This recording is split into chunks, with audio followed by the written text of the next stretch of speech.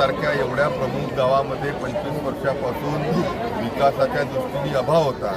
ह्या सर्व संदर्भामध्ये आज आम्ही इथे आलो होतो।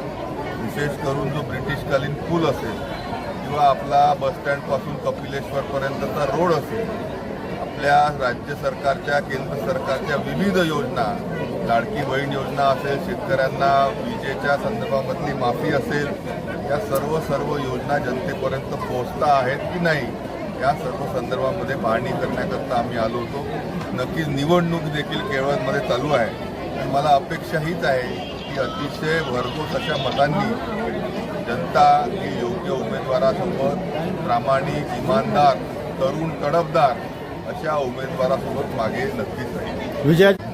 जनता ही विकासाच्या मागे आहे आणि विकास हा सर्वदूर होत असताना केंद्रातल्या राज्यातल्या सरकारला अभिप्रेत असलेले उमेदवार जे आमच्या वतीने उभे आहेत त्याच्या मागे नक्की जनता उभी राहील आणि तेच आमचं विजयाचं गणित आहे। आव्हान जनतेला हेच आहे की आपल्या सर्वांना विनंती आहे की आमचे तरुण, तडफदार, इमानदार असे जे उमेदवार आहे यांच्या पाठीशी आपण बहुमताने उभे राहाल, त्यांना भरघोस असा आशीर्वाद केळवदची जनता देईल अशी सर्वांना विनंती।